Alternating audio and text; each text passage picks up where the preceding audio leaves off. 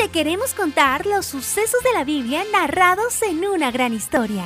¡Bienvenidos! El pueblo de Israel llega al monte Sinaí.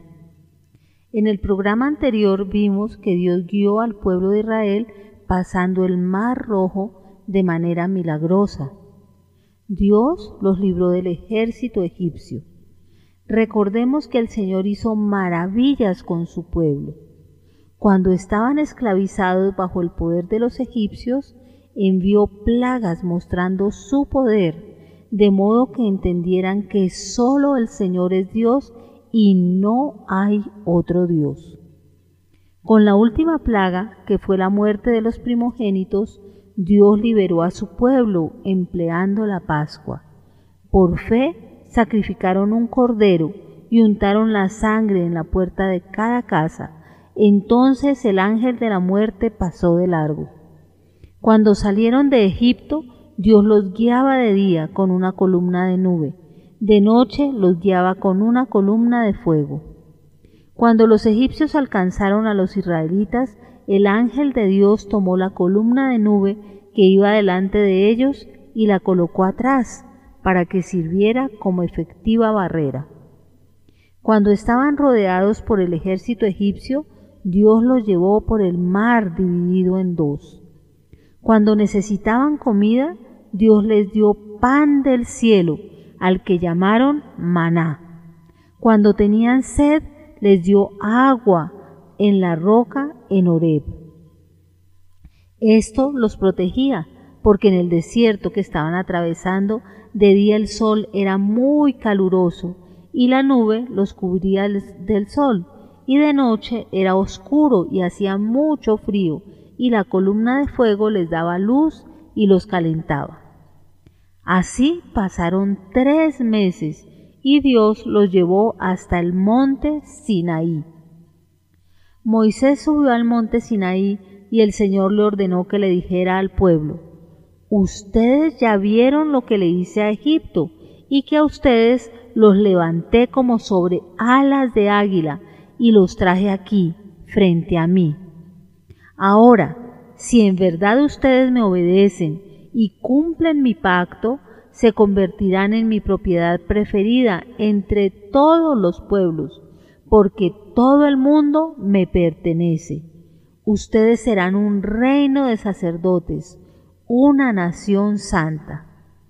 Cuando Moisés le comunicó al pueblo estas palabras del Señor, todo el pueblo respondió al mismo tiempo: vamos a hacer todo lo que el Señor dijo. El pueblo de Israel prometió obedecer al Señor en todo, porque habían olvidado cómo dudaron de Dios en el Mar Rojo, cuando el ejército de los egipcios estaba detrás de ellos. Habían olvidado cómo se habían quejado cuando no tenían comida ni agua. Pensaban que podían obedecer a Dios y cumplir lo que Dios les pedía hacer.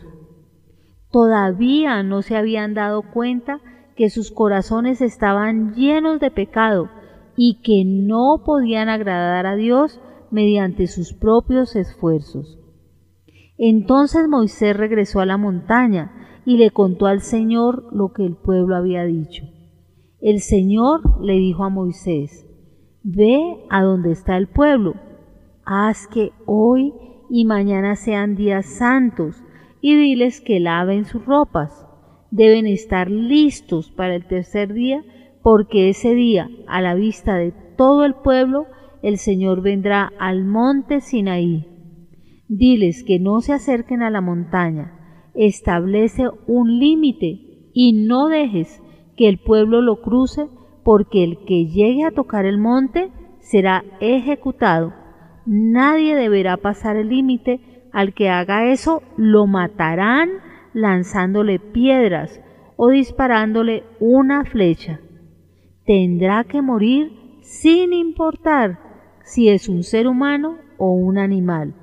El pueblo podrá subir al monte solo cuando suene la trompeta. Esto nos muestra que el hombre solo puede acercarse a Dios de acuerdo con la voluntad y el plan de Dios. Esto sucede porque Dios es santo, por lo tanto no puede admitir el pecado. Y Dios es justo, por tanto debe dar a cada uno según su obra.